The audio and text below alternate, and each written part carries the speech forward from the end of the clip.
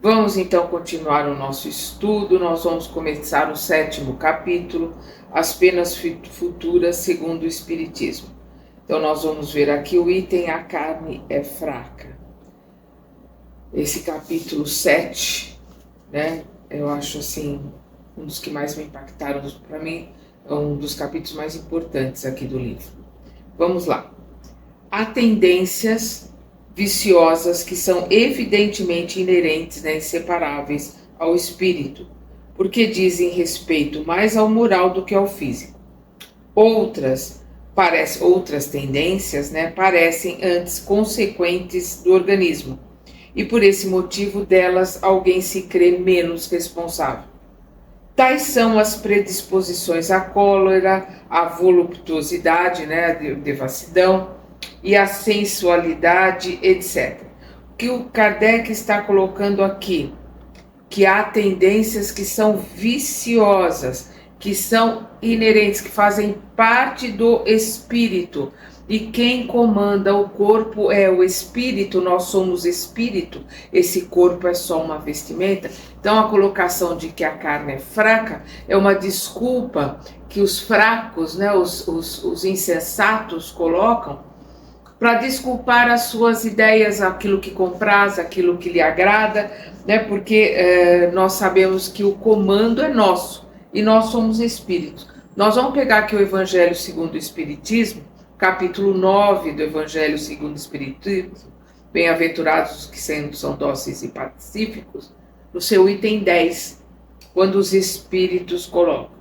Segundo a ideia muito falsa, e é importante que se veja isso, segundo a ideia muito falsa de que não se pode reformar sua própria natureza, o homem julga-se dispensado de fazer esforços para corrigir os defeitos em que se compraz voluntariamente, aquilo que ele realmente gosta de fazer, e ele usa desculpas para não ter que se modificar. É o que o Kardec está colocando aqui. Tendências viciosas do espírito, né, e que dizem respeito muito mais ao comportamento moral do que a qualquer colocação do corpo físico, né? E outras são consequências do organismo. Então são situações às quais nós nos colocamos pelas nossas próprias ideias. Hoje, aqui, agora, eu estou montando amanhã e eu estou montando o corpo que eu vou ter na próxima encarnação, porque eu estou moldando o meu perispírito. Ou seja, eu sou herdeira de mim mesma. Então, hoje, aqui, agora, eu tenho um corpo físico, que é o reflexo do meu corpo perispiritual, que é o reflexo das minhas escolhas, dos meus gostos, né, dos meus atos, dos meus sentimentos, dos meus pensamentos. É perfeitamente reconhecido hoje, pelas filosofias espiritualistas, que os órgãos cerebrais correspondendo a diversas aptidões devem seu desenvolvimento à atividade do espírito, que esse desenvolvimento é, assim, um efeito e não uma causa. Um homem não é músico porque tem a bossa da música, mas possui essa aptidão porque seu espírito é músico.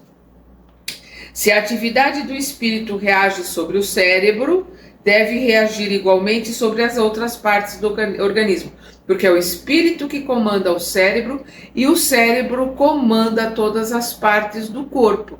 Então, se a atividade do espírito reage sobre o cérebro, deve reagir igualmente sobre as outras partes do organismo. O espírito é, assim, artífice, né, o construtor do seu próprio corpo, que conforma, por assim dizer, a fim de apropriá-lo às suas necessidades e à manifestação de suas tendências.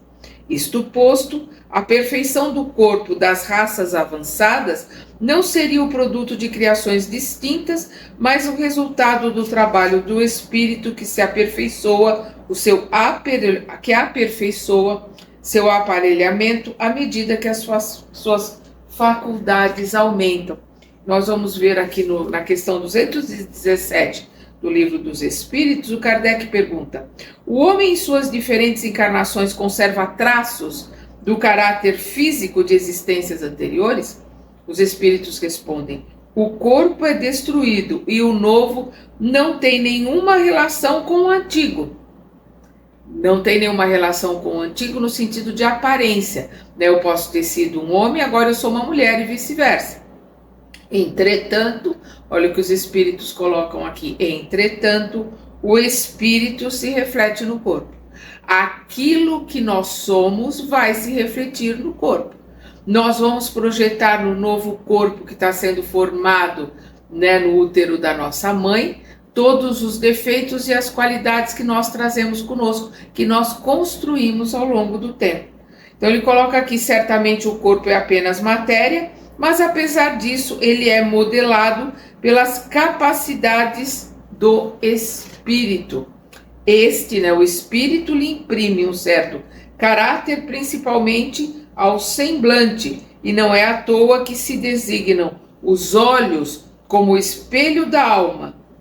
Os olhos, sim, nós vamos ter, inclusive nós vamos ver no livro Sexo e Destino, quando um determinado espírito, depois de muito tempo, reencarna, nós vamos ver que a avó dele, né, a hora que vê a criança, o bebê, ela olha nos olhos, olho no olho, ela sente, ela na mente, na razão, não existe a decodificação daquele sentimento, mas no espírito, né, no inconsciente, ela sentiu, ela pôde perceber a pessoa que era, quem era o espírito que estava naquele corpinho daquele bebê. Então, a alma se espelha através, se comunica através dos nossos olhos, do olhar. Então, ele coloca aqui: se a atividade do espírito reage sobre o cérebro, deve reagir igualmente sobre as outras partes do organismo. O espírito é assim artífice do seu próprio corpo, que conforma, por assim dizer, a fim de apropriá-lo às suas necessidades e à manifestação das suas tendências. Isso posto, a perfeição do corpo das raças avançadas não seria produto de criações distintas, mas o resultado do trabalho do espírito, que aperfeiçoou seu aparelhamento à medida que as suas faculdades aumentam. Por uma consequência natural desse princípio, as disposições morais do espírito devem modificar as qualidades do sangue, dar-lhe maior ou menor atividade, provocar uma secreção mais ou menos abundante de bilis ou outros fluidos, né? Aquilo que nós vamos refletir naquele corpo que se formou. Ou seja, alguém que traz consigo um fígado destruído, ele vai projetar no novo corpo um fígado com problemas. Um pulmão destruído pelo cigarro, ele vai projetar no novo corpo problemas respiratórios, né? Bronquiolite, bronquite, asma, ou até um tumor mesmo, um câncer, né? Uma criança que já nasce com problema de fígado ou um problema de câncer, em alguma determinada localização do corpo, são as consequências da sua herança anterior, aquilo que ela traz consigo. É assim, por exemplo, que o guloso sente chegar a saliva à boca diante de uma comida apetitosa. Não é a comida que pode superexcitar o órgão do gosto, uma vez que com ele não tem contato. É, pois, o espírito, cuja sensibilidade é despertada, que age pelo pensamento sobre esse órgão, ao passo que sobre um outro a visão dessa comida não produz nenhum efeito. Então é a memória que existe no espírito que vai fazer com que determinada pessoa tenha propensão à música, à arte, à matemática, à ciência, ou até à gula, ou até uma certa facilidade de dependência a vícios, jogo, cocaína, álcool, cigarro, por lembranças que estão no seu inconsciente de vidas passadas, de sentimentos e de prazeres que obtiveram com determinadas situações. Então você fala, uma criança nasceu numa casa de fumantes, ela com certeza vai ser fumante. Pode ser que não. Ele pode ter pedido para vir aquele espírito junto, alguém que tenha um vício, seja do fumo, do álcool, do roubo, né, da falcatrua, do tráfico, seja o que for. Ele pediu para vir ali para se provar. E para provar a si mesmo e ao seu mentor que ele pode vir no meio que for, que ele vai conseguir se melhorar. Então ele pediu essa prova. E se ele passar bem por essa prova, ele vai poder virar a página. Se ele cair na prova, se ele não conseguir passar por ela, ele vai mostrar a si mesmo que ele não está tão bem, não melhorou tanto quanto ele pensava que tinha melhorado. Então a prova é absolutamente necessária para o nosso autoconhecimento, burilamento, para que a gente possa passar de ano. Como na escola aqui, para que a gente possa virar a página e poder aprender novas lições. É ainda pela mesma razão que uma pessoa sensível verte facilmente as lágrimas. Não é a abundância das lágrimas que dá a sensibilidade ao espírito, mas é a sensibilidade do espírito que provoca a secreção abundante de lágrimas. Sob o império da sensibilidade, o organismo está apropriado para essa disposição normal do espírito, como estava apropriado a do espírito guloso. Então, são marcas, são lembranças que nós trazemos conosco, né, que vem no nosso inconsciente, de situações que nos marcaram, que nos moldaram, que nos modificaram, coisas que nós já aprendemos, preconceitos que nós temos, ideias pré-concebidas ou ideias, digamos assim, formadas em outras encarnações que a gente traz conosco. Uma série de coisas que a gente precisa fazer uma autoanálise, a gente precisa do autoconhecimento, para que a gente possa ir modificando, deixando as coisas boas, aprimorando cada vez mais as coisas boas e transformando as coisas que são ruins. Seguindo essa ordem de ideias, compreende-se que um espírito irascível deve possuir um temperamento bilioso, né? A questão de bilis no fígado, uma propensão à raiva, uma propensão à irritabilidade, né? De onde se segue que um homem não é colérico porque seja bilioso, mas é bilioso porque é colérico.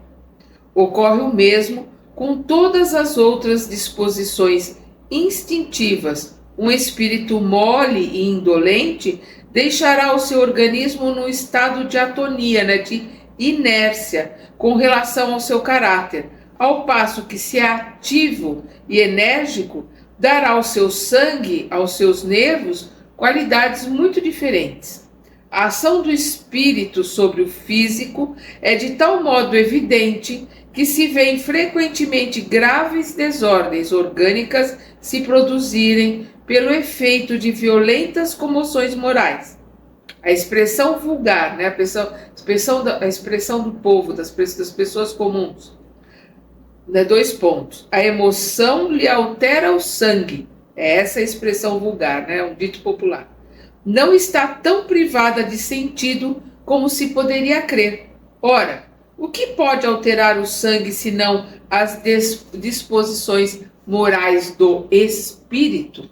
E aqui nós vamos ver a questão 908 do Livro dos Espíritos, né?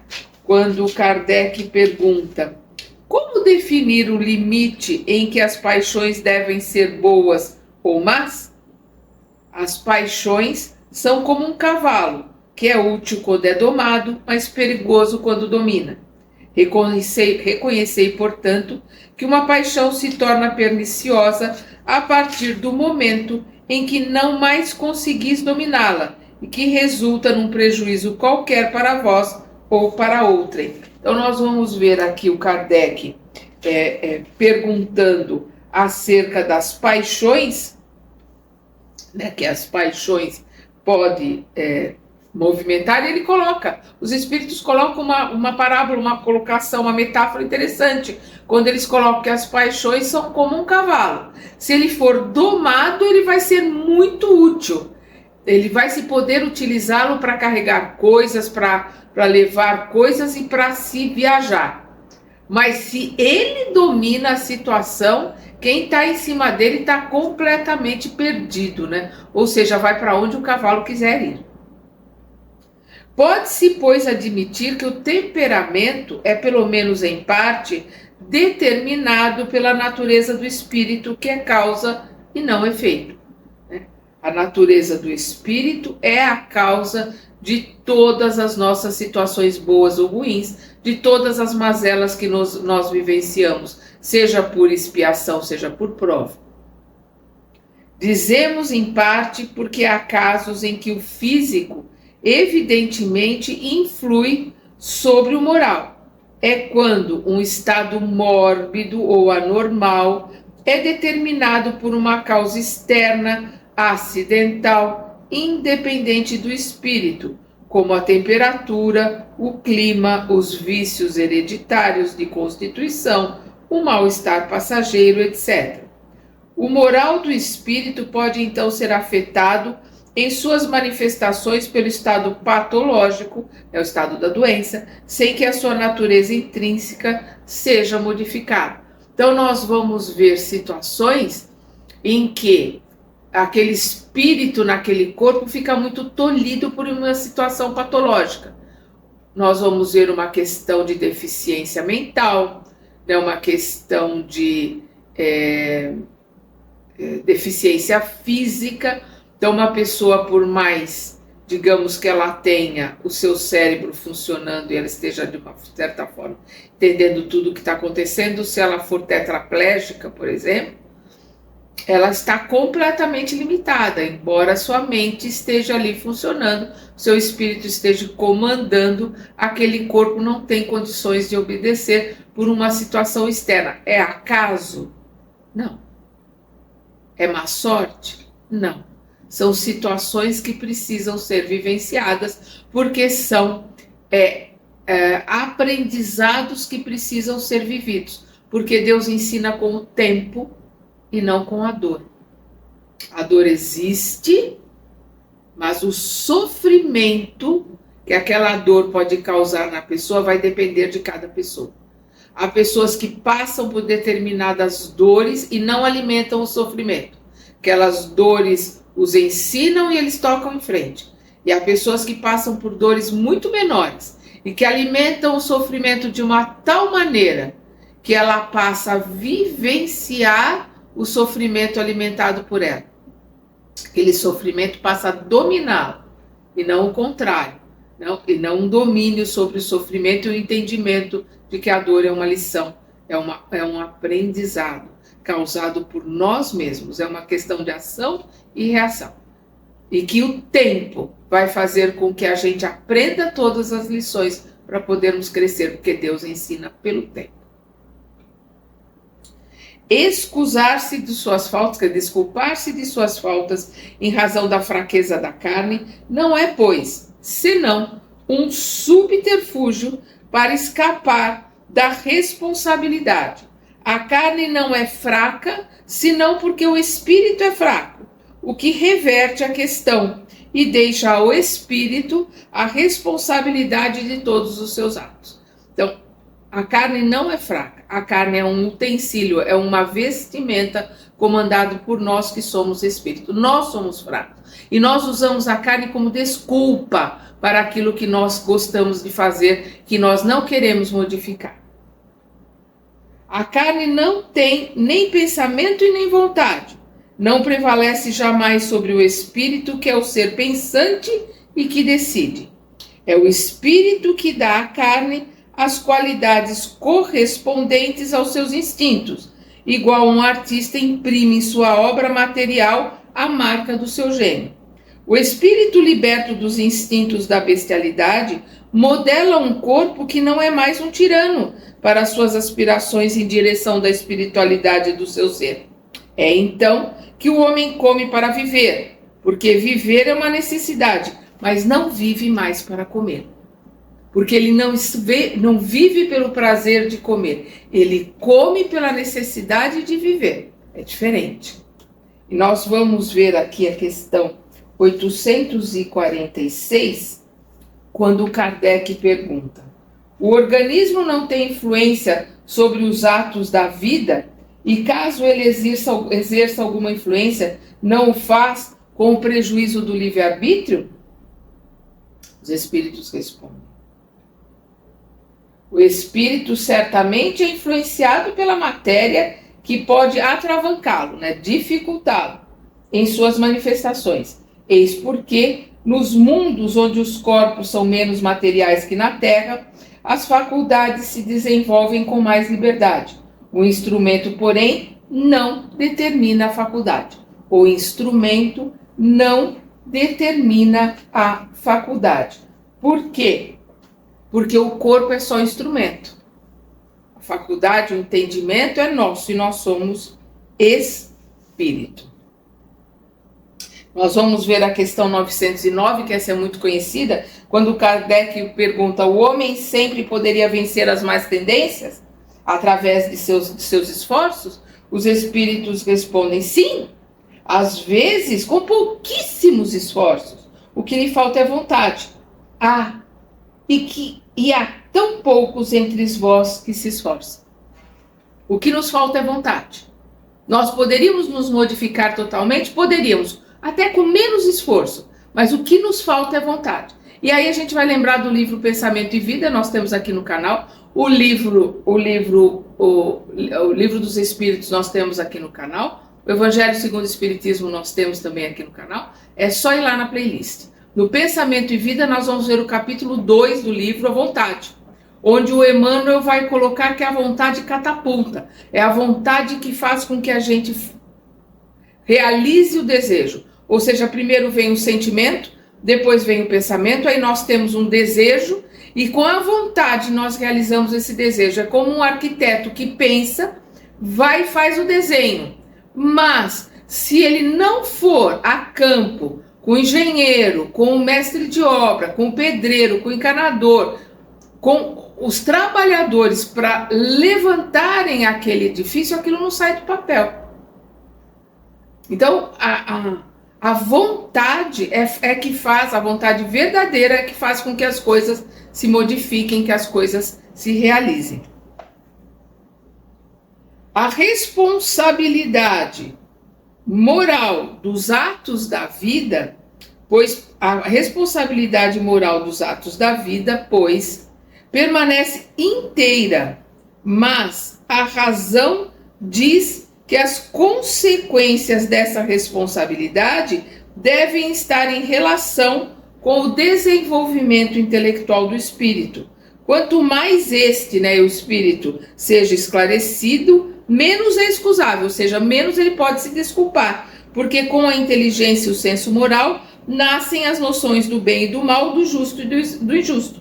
Então, a responsabilidade dos atos da vida é inteiramente do espírito, é inteiramente daquele que pensa, inteiramente daquele que analisa, e quanto mais esclarecido, quanto mais elevado, quanto mais conhecimento tem, mais responsabilidade tem pelos seus atos, menos desculpáveis são os seus atos. Então nós vamos ver um selvagem que faz determinada coisa, está lá no meio da mata, na Amazônia, ele não tem o conhecimento daquele dito civilizado que realiza coisas parecidas, mas que com o conhecimento que ele tem, faz com que elas sejam indesculpáveis. Ele não tem uma desculpa para elas, porque ele já tem o conhecimento, ele já tem o aprendizado, ele já tem ali a possibilidade de analisar que aquilo não deve ser feito.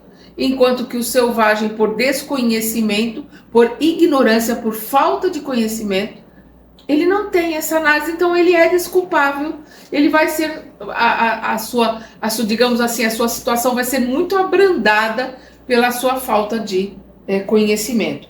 Nós vamos ver aqui a questão 780, no seu item A, quando Kardec pergunta: como o progresso intelectual pode levar ao progresso moral? né, o aprendizado, o conhecimento podem levar ao progresso moral? Os espíritos respondem: favorecendo a compreensão do bem e do mal. O homem, então, pode escolher. O desenvolvimento do livre-arbítrio acompanha o da inteligência e aumenta a responsabilidade dos atos. Então, o conhecimento adquirido aumenta a responsabilidade dos atos. Essa lei explica o insucesso da medicina em certos casos. Desde que o temperamento é um efeito e não uma causa, os esforços na tentativa de modificá-lo necessariamente são paralisados pelas disposições morais do espírito, que opõe uma resistência inconsciente e neutraliza a ação terapêutica.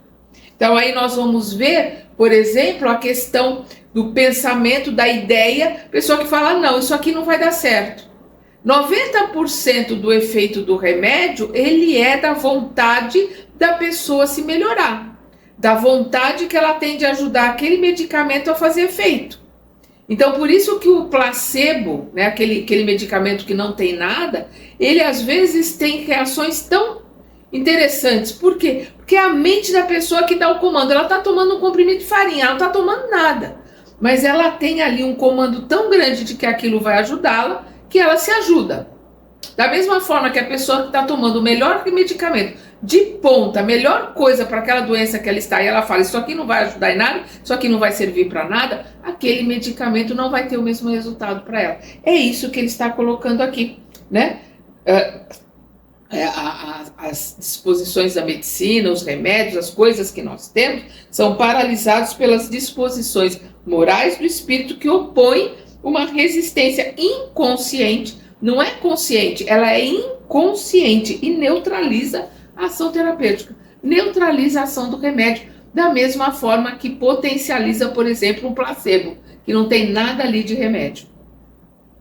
É, pois, sobre a primeira causa que é preciso agir, né? Sobre qual é a primeira causa? É aquela que está na pessoa, que está no espírito, não é no físico. O que está no físico é consequência do espírito. Então, enquanto a medicina não agir sobre a pessoa, o espírito, o ser encarnado ali, que tem outras vivências, que tem passado, que tem situações de outras vidas, enquanto a ciência e a medicina não agir sobre isso, ela vai enxugar gelo, porque ela está tratando só o efeito, ela não está tratando a causa. Daí, se for possível, coragem ao covarde, não é daí, é dai. Se for possível, coragem ao covarde, e vereis cessarem os efeitos psicológicos do medo. Isso prova uma vez mais a necessidade para a arte de curar, de se levar em conta a ação do elemento espiritual sobre o organismo. Então aí é uma questão de a medicina só vai poder se adiantar, só vai poder se melhorar quando ela tratar o organismo como um todo, ou seja, o espírito, inclusive com as suas vidas passadas. Aí nós vamos para um outro item chamado Princípios da Doutrina Espírita sobre as penas futuras. A doutrina espírita, no que concerne às penas futuras, não está mais fundada sobre uma teoria pré-concebida do que em outras partes. Não é um sistema substituindo um outro sistema. Em todas as coisas se apoia sobre as observações e é isto que lhe dá autoridade. Ninguém, pois, imaginou que as almas, depois da morte, deveriam se encontrar em tal ou tal situação. São os próprios seres que deixaram a Terra, que vêm, né, os espíritos, hoje, nos iniciar nos mistérios da vida futura, descrever sua posição feliz ou infeliz, as suas impressões e a sua transformação com a morte do corpo. Em uma palavra, completar sobre esse ponto o ensinamento do Cristo. E aí nós vamos ver na Gênese aqui do Kardec, no primeiro capítulo, né, da Gênese, que é Caracteres da Revelação Espírita, no item 14, Kardec coloca: Como meio de elaboração, o Espiritismo procede exatamente da mesma maneira que as ciências positivas, isto é, aplica o método experimental, o cartesianismo, experimentar, fazer várias experiências e essas experiências dando o mesmo resultado, aquilo está comprovado. Então, Kardec está colocando a doutrina como ciência, como filosofia. A colocação de religião é uma coisa muito posterior e principalmente aqui no Brasil. E isso atrapalha muito o estudo, isso atrapalha muito a compreensão da doutrina e da filosofia, que é fantástica e que não está parada. Quando o Kardec coloca que se a ciência colocar alguma coisa diferente do que está aqui na doutrina, nós vamos ficar com a ciência. O que ele está dizendo? Que nós temos que nos aperfeiçoar, nós temos que nos melhorar, nós temos que receber esclarecimentos, continuar recebendo esclarecimentos e continuar o aprendizado. Não está nada estagnado. Não existe dogma, isto é assim e pronto. Não, existe uma colocação, um aprendizado e que vai se aprimorando e se aperfeiçoando com o tempo. Então, o que o Kardec nos coloca é que nós temos que estudar, aprender e nos aperfeiçoarmos e entendermos cada vez mais e melhor a doutrina e a filosofia. A questão de religião é uma questão do homem. Então, a doutrina espírita é fantástica, a filosofia espírita na sua ciência e na sua filosofia é fantástica.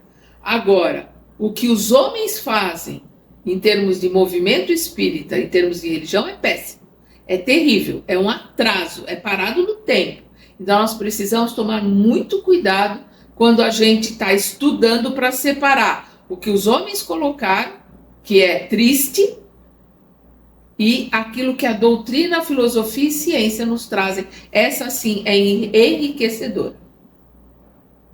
Então, ele coloca aqui, se fatos de ordem nova se apresentam, que não podem ser explicados pelas leis conhecidas, ele as observa, o Espiritismo, as observa, compara, analisa e, partindo dos efeitos às causas, chega à lei que os rege, deduzindo as consequências e buscando aplicações úteis. O Espiritismo não estabeleceu nenhuma teoria pré-concebida.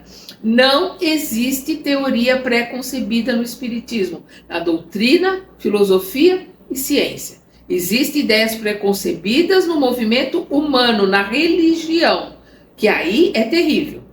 Então, voltamos aqui.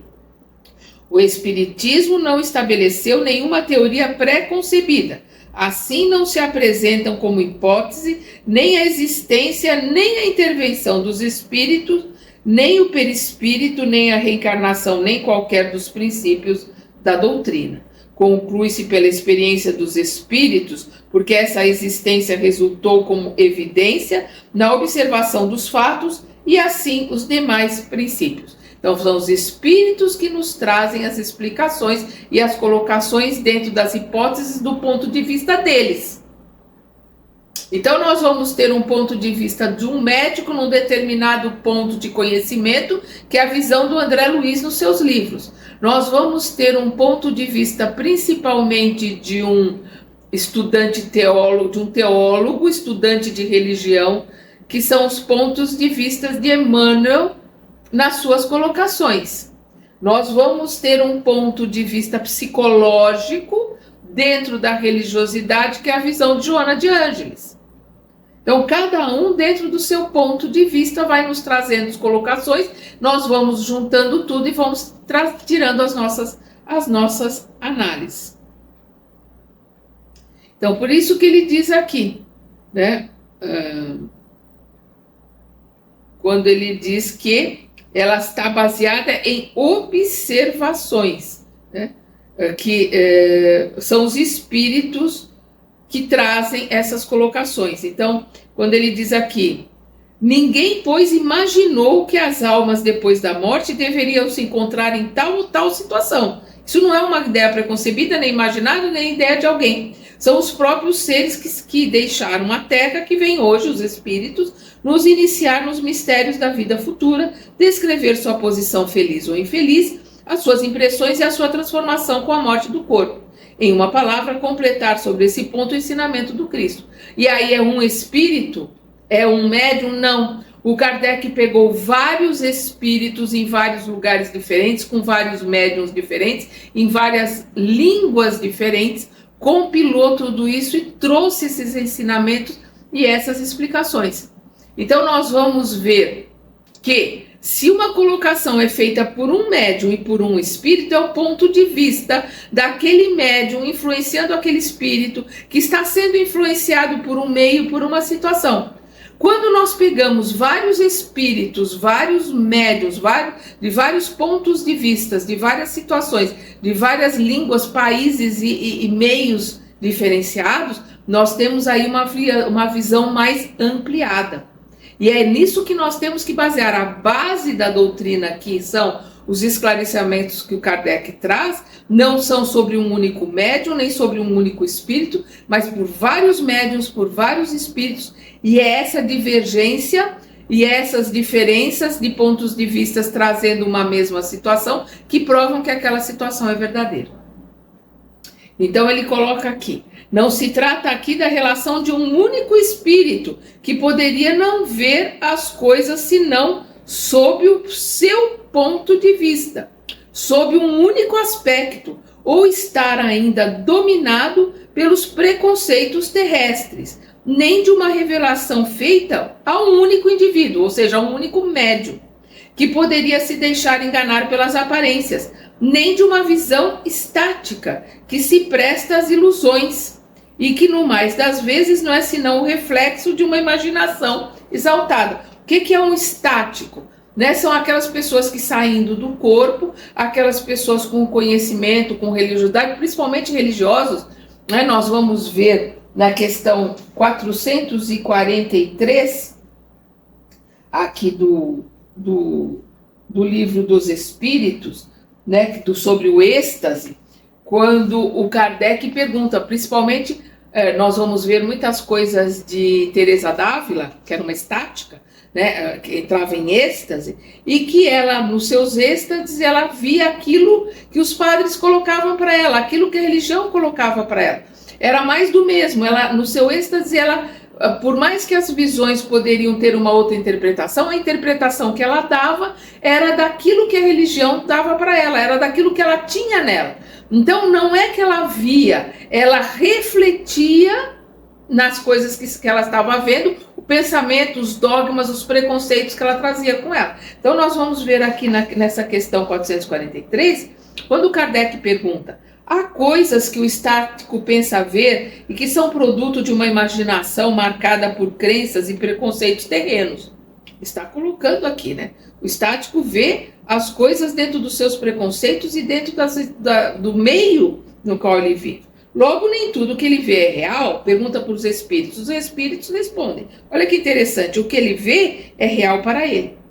Não é que aquilo é real, mas aquilo é real para ele. Por quê? Porque ele está projetando as ideias que ele crê. Aquela crença fervorosa que ele tem num dogma, numa ideia pré-concebida, ele vai ver aquilo, ele vai projetar aquilo. Os espíritos continuam. Mas, como o seu espírito está sempre sob a influência de ideias terrenas, ele pode ver a sua maneira, ou melhor dizendo, pode exprimir o que viu numa linguagem que condiz com os preconceitos e as ideias em que foi criado, ou com os vossos, a fim de ser melhor compreendido. Então, com aquilo que, com as ideias, o espírito pode colocar ali, ele está vindo porque ele se compraz com as ideias daqueles encarnados, então ele vai ratificar, ele vai dizer, não, vocês estão certos, é assim mesmo. E aí a pessoa vai dizer, não, o espírito falou, porque ele viu lá, é assim mesmo. Mas está todo mundo iludido ali, porque o espírito está nos seus preconceitos de quando era encarnado, com as suas ideias de quando era encarnado, vivenciando o que ele projetou no mundo espiritual, ou seja, suas ideias, seus preconceitos, e está conversando com o espírito afim. Por que é afim? Porque tem a mesma frequência, a mesma ideia, o mesmo pensamento, e aí fica um dando concordância para o outro e os dois completamente errados. Porque estão vivendo uma ideia, um preconceito, uma ideia pré-concebida, pré-existente que cada um tem e não se digna a olhar como Kardec fez, sem preconceito, olhar sem uma opinião formada, se permitir formar opinião com aquilo que estava recebendo.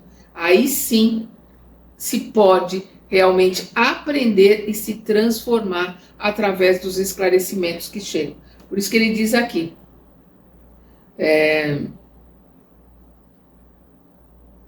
sobretudo nesse sentido que ele pode errar nas suas ideias. Então o Kardec continua, qual o grau de confiança que se pode atribuir às revelações dos estáticos, né, desses que entram em êxtase, qual é o grau de confiança no que eles revelam?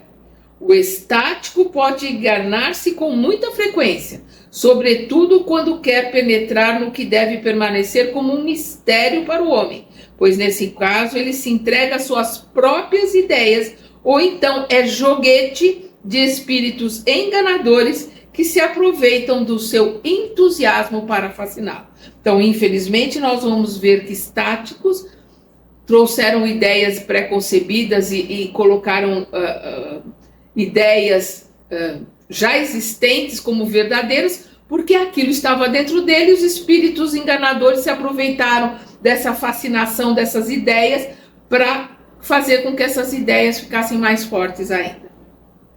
Então ele diz aqui, quando ele diz aqui, nem de uma visão estática que se presta a ilusões e no mais das vezes não é senão o reflexo de uma imaginação exaltada. Ele vai ver aquilo que ele projeta, aquilo que ele mantém na sua ideia. Mas trata-se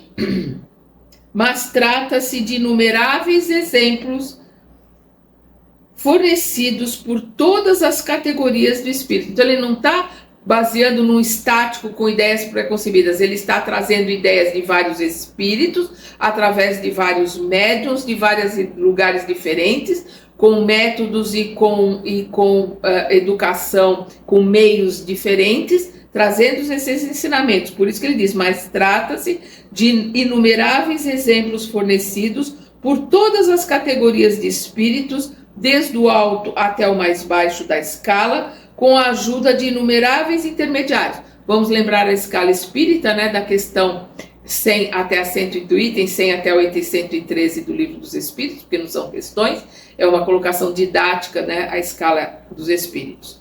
Então, por isso que ele diz aqui, fornecido por todas as categorias de espírito, desde o mais alto até o mais baixo da escala, com a ajuda de inumeráveis intermediários, disseminados sobre todos os pontos do globo, de tal sorte que a revelação não é o privilégio de ninguém. Revelação não é privilégio de ninguém, que cada um também pode ver e observar e que ninguém está obrigado a crer sobre a fé de outrem. Ninguém está obrigado a crer sobre a fé de outrem. Nós temos que estudar, temos que analisar, temos que buscar o conhecimento, fazer comparações e chegarmos às nossas conclusões. Então, a doutrina espírita, ela está sempre caminhando junto com a ciência. Ela está sempre trabalhando dentro da filosofia e da ciência. É isso que o Kardec nos traz, é isso que faz com que essa doutrina seja tão maravilhosa e que nos traga tanto aprendizado. Infelizmente, os homens querem botar uma âncora e deixar tudo afundado, deixar tudo parado. E aí fica tudo estacionado. Tudo com dogmas e preconceitos, traz para dentro da doutrina preconceitos e ideias do catolicismo, por exemplo, do protestantismo, e por aí vai. Enquanto nós temos uma doutrina com uma filosofia, uma ciência extremamente aberta e libertadora. Aí no nosso próximo estudo, nós vamos entrar no Código Penal da Vida Futura, que são 33 itens, né, desse código. Nós vamos analisando item por item, porque eles são muito interessantes. Como eu coloquei, para mim, uma das partes mais marcantes, mais importantes deste livro é este Código Penal da Vida Futura. Até lá!